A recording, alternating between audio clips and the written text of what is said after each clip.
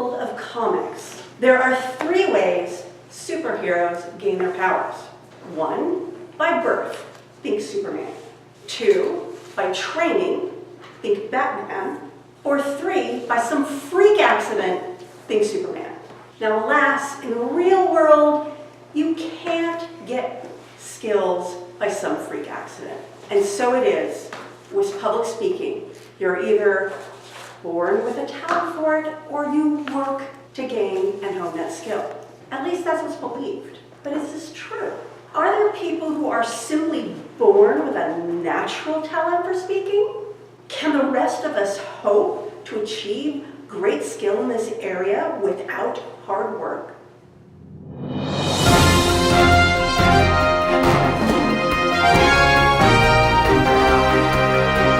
Research suggests that training and hard work trumps talent, if talent is something that exists at all. Before we explore the evidence, let's make sure we're all on the same page with what talent and skill are. Talent, in general, is thought to be raw ability that a person is born with. It is said to be a special ability to do something without prior experience, study, or tutelage. It is often classified or compared to an instinct or a certain flair for doing something without extra effort and almost perfect execution. In other words, talent is something inherent in our genes, and only some people have it in any particular area. A skill, on the other hand, is something that can be learned and honed over time. It can be learned by anyone who has the capacity, potential, and willingness to learn. The holy grail of talent versus skill research is discovering how to identify talent early on. However, no matter how far and wide they search, this identifier has yet to be found. In fact, several researchers have compiled overviews of research in the area of talent versus skill and discovered that there are lots of contradictions, as well as evidence that both prove and disprove the concept of talent. Elaine Wollstonecraft put it this way: talent appears to depend on genetics, environment, opportunity, encouragement, and the effect of these variables on physical and psychological traits. In addition, interest, desire, persistence, and self-motivation are also very important in the development of skill. Michael J. Howe and his colleagues came to a similar conclusion. An analysis of positive and negative evidence and arguments suggests that differences in early experiences, preferences, opportunities, habits, training, and practice are the real determinants of excellence. 2 of the questions I asked the featured speakers I interviewed for this book was, do you believe that public speaking is a learned skill, or is it something you were born being able to do? 30% believed that it was purely a learned skill. An additional 66% believed it was a combination of talent and training. Research backs up the majority opinion.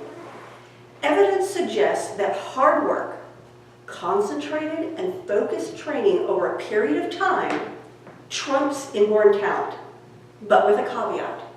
Even if you weren't born with genius in your genes, you can outperform the smartest individuals as long as you work hard and the latter doesn't, says Piers Steele, PhD.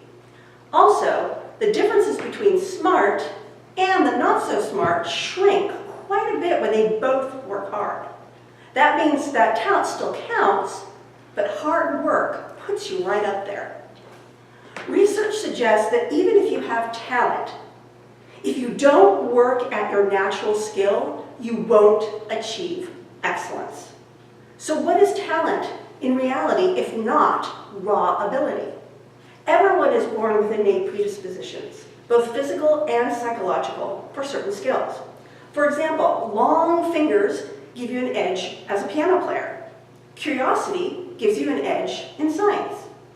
However, without the right encouragement, environment, and opportunities, these predispositions idea that one harvests talent, because nature means nothing without nurture. The idea is that someone has a predisposition toward a skill, which leads them to pursue that skill with interest and, at times, obsession. This person's passion for developing their skills gives them the stamina and the discipline to put in the hours of practice necessary for excellence in that skill.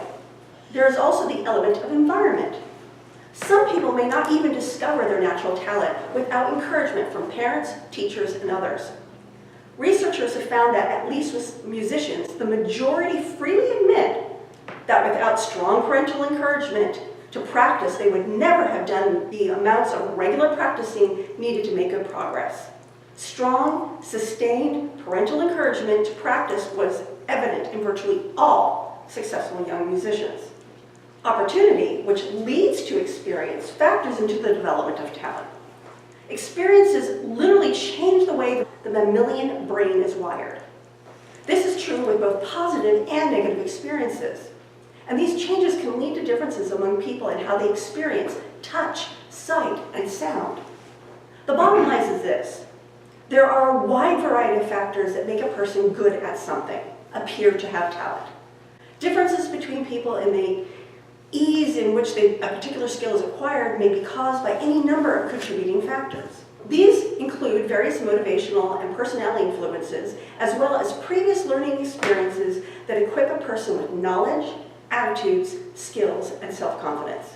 Therefore, is public speaking a learned skill or a talent you're born with? Yes.